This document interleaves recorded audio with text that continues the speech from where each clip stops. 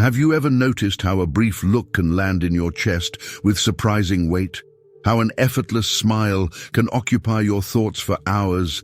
How an image you never invited keeps returning with quiet insistence? This isn't chaos, and it isn't weakness. What you're feeling has intelligence behind it. Sexual desire arrives as a message, shaped in sensation and image, carrying information about your inner movement. It rises from the deepest strata of the psyche, carrying information about who you are unfolding into. When you learn to listen instead of react, desire stops being distracting and starts becoming directional. Stay with me, because this isn't about collecting concepts. This is about learning how to convert attraction into self-knowledge, how to let infatuation mature into integration, how to hear what desire has been whispering beneath the noise all along. Everything begins with a subtle but radical shift. Desire speaks symbolically. On the surface, it seems drawn to bodies, expressions, voices, movements, moments. At a deeper level, it's drawn to meaning. The psyche doesn't communicate through ordinary language. It speaks through images, sensations, and patterns of energy. Sexual desire is one of its most potent forms of expression. When it awakens, it isn't only pointing outward. It's signaling an inner movement, an invitation to grow into something latent. When the impulse is discharged immediately, the sensation passes and the message dissolves with it. When the energy is held long enough to be understood, it reveals hidden material, aspects of the shadow, dormant capacities, and the next phase of your psychological evolution. This process is what depth psychology calls individuation, the gradual shift from living through a social mask to living from your core. You develop a persona to navigate the world, to function, to belong, to be accepted. That's natural. The trouble begins when the persona becomes the whole identity. Desire often appears when the deeper self presses against that surface, asking for more room. The attraction feels external, but the intensity is generated internally. Some attractions carry unusual force because they activate archetypal patterns that existed long before your personal story. When one of these patterns comes alive, it feels charged with inevitability. Without awareness, the other person is mistaken for the source rather than the catalyst. This leads us to projection. Within you live inner images of masculine and feminine energies, not as cultural roles, but as living psychological forces. They aren't illusions. They are pathways toward inner balance. When they remain unconscious, they get projected outward and pursued in others. That surge of desire is often the moment an inner quality is surfacing. Strength, sensuality, wisdom, mystery, tenderness, authority, vitality. You see it reflected in someone else, but it originates within your own psyche. When you try to possess the person instead of embodying the quality, dependence follows. When you reclaim the projection, something shifts. The urgency softens, presence deepens, and magnetism grows because you're no longer asking another person to carry what belongs to you. So how does that reclamation begin? It starts with the sensation itself. Instead of drifting into fantasy or rushing toward release, pause, breathe, and feel the precise location of the pull, the texture of it, the direction it wants to move. Bring your attention into the body and let the sensation reveal itself. Notice where it gathers, how it moves, whether it feels warm or dense, sharp or fluid. Stay with the raw experience long enough for it to settle into clarity. Thoughts will attempt to intervene, offering urgency, commentary, and easy exits. That reaction signals the familiar identity, trying to regain command. Remain present with the tension. As the minutes pass, something subtle often opens. An image forms, a word surfaces, a scene flickers that has little to do with the immediate object of attraction. This is the first signal that desire has shifted from impulse into language, From here, imagination becomes a tool rather than an escape. No ritual is needed, only sincerity. Allow the sensation to take shape inwardly, as if it were a figure with a presence and a voice. Let it speak. Ask what it is asking of your life. Listen without correction or performance. What emerges may sound simple at first. Courage, softness, depth, risk, truth, boundaries, vitality. These are lived needs, not concepts. They point toward areas of hunger in your current existence. Erotic energy carries them forward because it refuses to be ignored. When desire is approached only as sensation, its instruction remains hidden. When it is approached as intelligence, meaning begins to crystallize. This naturally leads into the shadow. The shadow holds the aspects of yourself that remain unclaimed, including strengths and sensitivities that never found permission to develop. Desire often gravitates toward these edges because it presses against the version of yourself you've learned to maintain. Ask what this attraction unsettles in the identity you know. The answer reveals the invitation. Intensity points toward vitality seeking expression. Vulnerability points toward softness waiting to be reclaimed. Mystery points toward depth, asking for recognition. What feels overwhelming often marks the territory of growth. Attraction follows patterns shaped by inner structures rather than surface preference. These structures gather emotion, memory, expectation, and defense around a central theme. When activated, they draw energy into repetition and pull perception into a familiar storyline. Awareness begins the moment the pattern is named. Observe how it recruits the body, how it tightens attention, how it reshapes meaning to confirm its expectation. This observation creates space. In that space, desire reorganizes itself. Compulsion gives way to direction, and attraction returns to the center. From here, the work turns toward holding opposing forces together. Growth emerges through tension sustained with awareness, allowing a new form to take shape rather than forcing resolution. Change happens when opposing forces are held in awareness long enough for something new to emerge. This is inner alchemy. Desire provides the heat that keeps the process alive. One movement pulls through instinct and longing, through vitality that wants expression, while another holds discernment, presence, and responsibility. When you remain with the charge, instead of rushing toward release, the psyche begins to reorganize itself. A unifying form appears, one that carries both movements without tearing them apart. Courage softens, intimacy gains steadiness, power becomes receptive, devotion retains individuality. What emerges feels more human and more complete than the tension that gave birth to it. Within this process lives sublimation, understood as intelligent direction rather than restraint. Sexual energy moves as psychic force. It seeks circulation, meaning, and form. When it finds a living pathway, it completes its movement through the body and into life.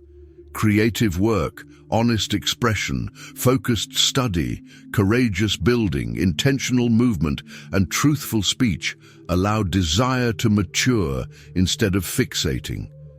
The same current that once chased an image becomes the clarity that organizes action. From this place, desire begins to reveal its signals. Intensity carries information. When attraction arrives with sudden force and total absorption, a larger pattern is often active. A universal story is stirring beneath the surface. Recognizing that story restores orientation and prevents it from taking over unconsciously. Repetition speaks just as clearly. When similar dynamics return in different forms, an unresolved structure seeks awareness rather than reenactment. Paradox marks a threshold, feeling pulled forward while simultaneously resisting signals proximity to growth. Fear often appears here as an attempt to protect a familiar identity. Bringing that fear into awareness reveals what it has been guarding. Dreams continue this dialogue during sleep.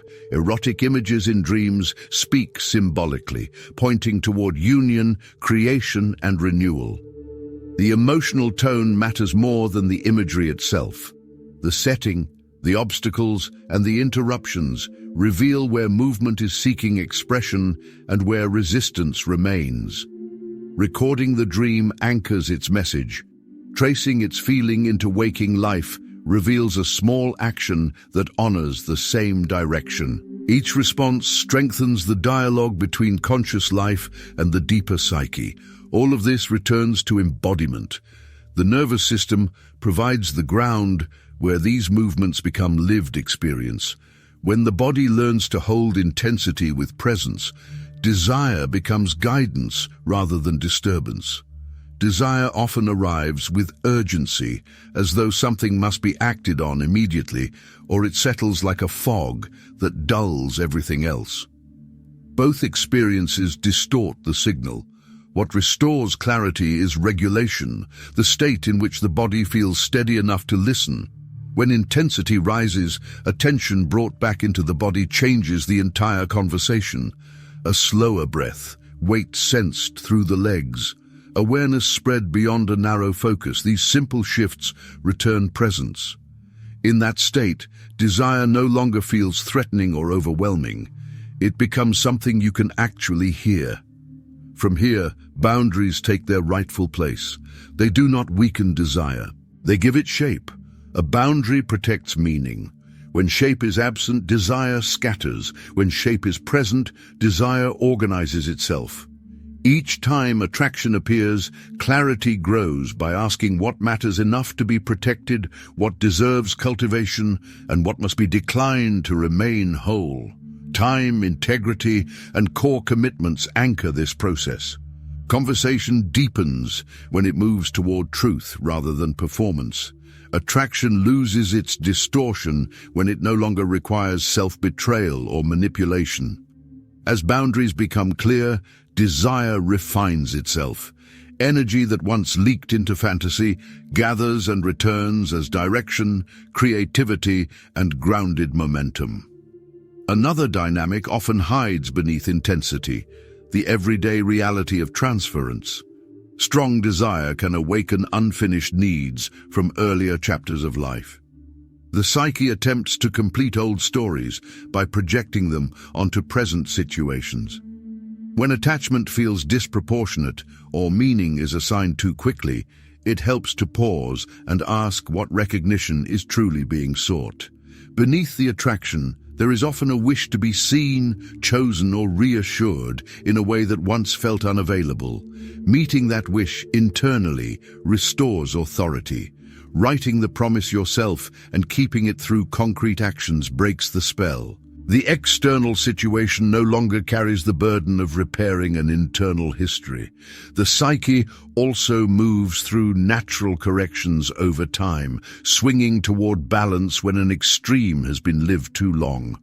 Long periods of restraint invite a surge of impulse until desire can be included without self-loss. Long periods of indulgence eventually reveal emptiness until meaning is restored. These movements are not enemies, they are signals. Each swing carries instruction. Depth is revealed through restraint. Clarity is revealed through excess. Growth happens as a center forms that can hold appetite and awareness together without collapsing. Desire becomes easier to read when it is approached through layers. First comes sensation, the precise physical experience as it unfolds in the body. Then comes story, the immediate narrative that attempts to explain or control the feeling. Beneath both lies symbol, the image that begins to surface when neither sensation nor story is obeyed automatically. Giving each layer attention allows something wiser to emerge. Heat speaks through the body. Negotiation speaks through the mind. Direction speaks through the deeper psyche. Integration happens when all three are heard without judgment, allowing a fourth voice to form, one capable of choosing rather than reacting. This capacity strengthens with repetition. When the day begins and ends in presence, desire no longer ambushes consciousness. It becomes part of an ongoing dialogue rather than a disruption. Begin the day before attention scatters and notice what is already pulling quietly at you beneath the surface, the feeling you are leaning toward, the state you hope the day will deliver.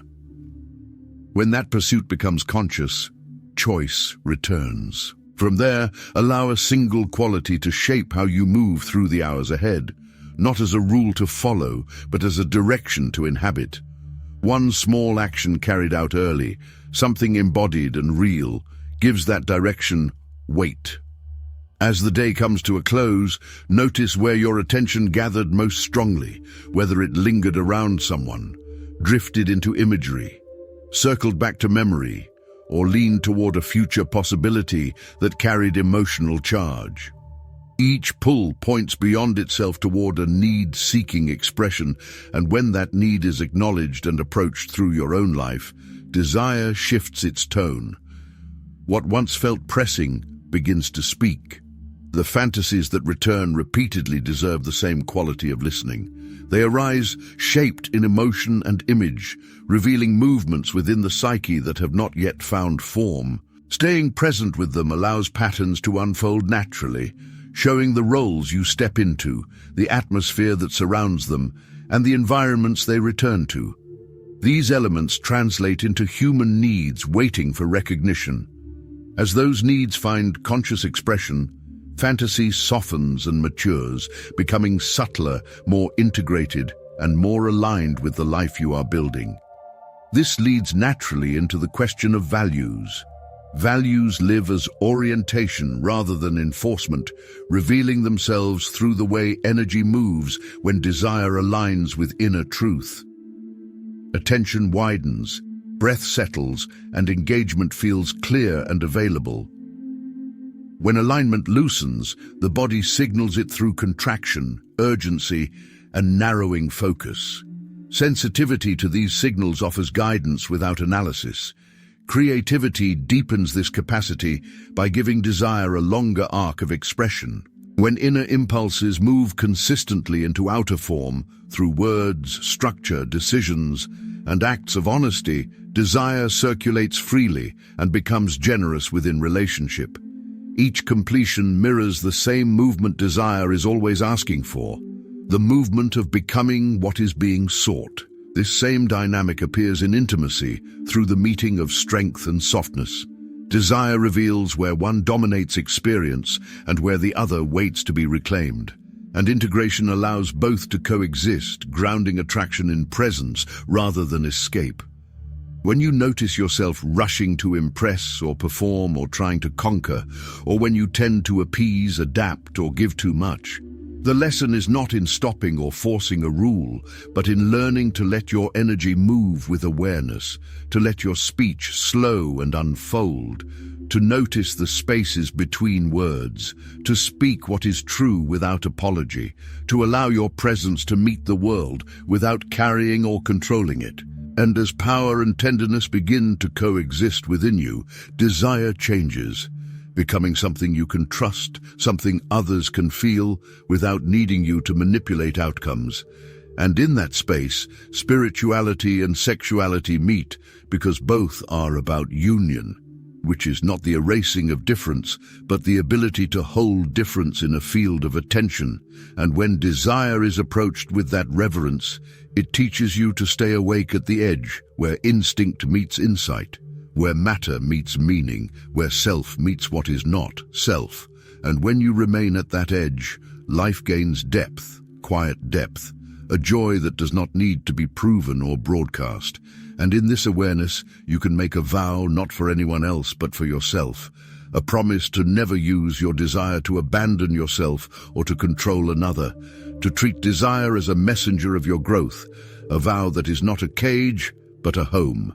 And when you inevitably fall short, you do not spiral but return, repair, reflect and refine, letting each return strengthen integrity, each repair grow compassion, and each reflection sharpen vision, until over time your desire is no longer hungry in the way that begs, but hungry in the way that builds. And to know whether an attraction is true, Ask what truth it calls forth in you, because if it requires lying, bending your values, or giving up your boundaries, it is asking for self-betrayal. Whereas if it invites you to be more present, more courageous, more alive, it asks for growth, and the body always knows which is which. And finally, by treating your attention as sacred, by pausing from compulsive chasing, and by redirecting the energy into creation, expression, or acts of beauty, desire completes itself within you instead of demanding the world to solve it. Beauty appears when you arrange your surroundings so your senses feel honored, when you read a page that nourishes your mind, or when you walk without headphones and let the world touch your skin again. And after 7 days of this attention, your desire shifts. It grows quieter and stronger, speaking in full sentences rather than in pulls and urgencies. And as you live this way, the face of desire changes. It no longer drags you along, but begins to converse with you. It no longer promises rescue, but promises revelation. And though you will still be surprised, moved, and undone at times, that is simply being alive. Yet you will no longer be helpless inside the wave, because you carry a core within you. And with that core comes a subtle authority, the kind that says, I am not here to extract identity from anyone. I am here to bring my whole self to the meeting and to read what it reveals about the next step of my becoming. And as you notice what is happening in this moment, perhaps your breath has slowed, perhaps an image has appeared, the doorway you have not walked through, the conversation you have postponed, the creative risk you have avoided, and that image becomes your next assignment. Desire bringing you to the threshold, your willingness carrying you across, and if you remain awake long enough to feel the tremor of that crossing in your own chest, you will recognize the signature that appears every time you choose the path of integration, an unmistakable sense that something inside you has stopped waiting and started living. If this journey into the language of desire and the depths of your psyche resonated with you, you can continue exploring with us on Esoteric Whispers, where each video uncovers hidden currents of consciousness, ancient truths, and the subtle energies that shape your life. Subscribe, stay present, and allow each insight to guide you deeper into understanding yourself, your desires, and the world in ways you've never noticed before.